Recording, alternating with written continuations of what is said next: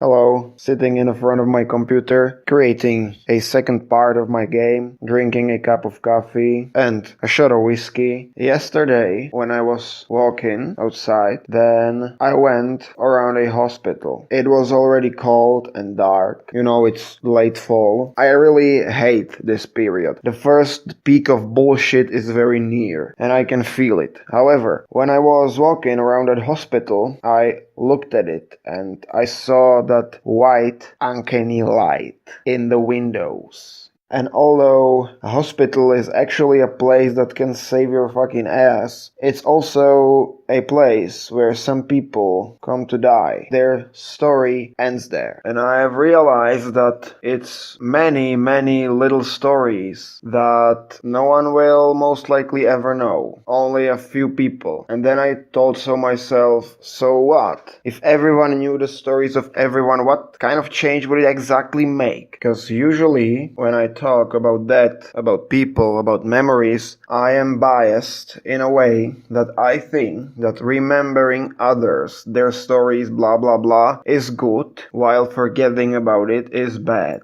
But I know, and I know very well, that this is not true. This is literally just my opinion. Some people would tell you that forgetting about everything is the best thing ever. And I have also realized that the reason why this thought, this imagination of those people dying there with that fucking white light is so anxious is because I don't have a broader perspective. But I know that I can have that broader perspective. However, in that one particular moment, I was so affected by that view, by that imagination, that I completely forgot about my usual broad perspective and I literally drowned myself into this thought, into this imagination. I let myself get consumed by it. I do this time to time, but I know that I do it. I call it literally like getting drowned into, for example, nostalgia or into anxiety, into happiness, anything. I'm gonna talk about this in some of my videos. Okay, back to that. When I was walking to my apartment, then I was rethinking my thought. I was remembering that hospital and it started to get broader and broader and I was like, okay, but you can also look at that as a very tiny and a completely trivial thing when you realize that everything is just energy and particles changing form. And then you can push it even further if you consider your concept of super times and so on. And then one person dying doesn't seem so tragic anymore. It's just particles changing form, or energy changing form, if I should be exact. Nothing more. And it all will be one day consumed, will end.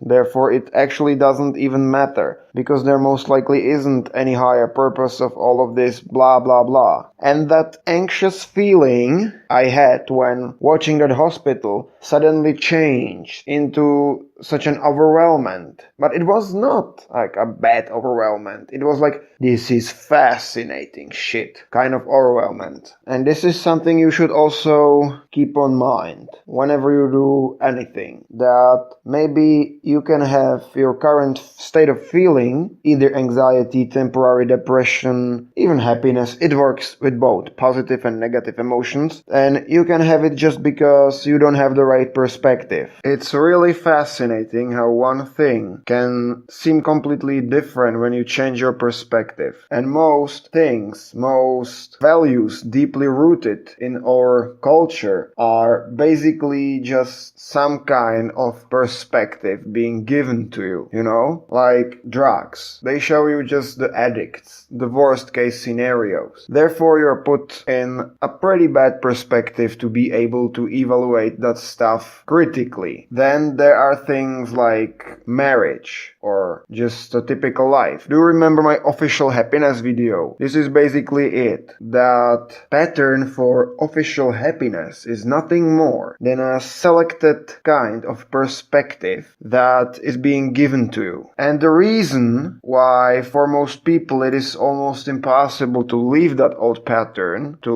let it behind, is that they are pretty much affected by media, by people around themselves, by society, by school. And media, school, society, and so on usually use a pretty huge amount of emotions to deeply root these values into you. Like, do you remember that last romantic movie you saw where two people kissed and then lived happy ever after? Or when they show you some junkies that are completely destroyed by meth or heroin and they tell you, okay, this is how you will definitely end when you take this one small line of coke. This is using emotion, and they work very, very good.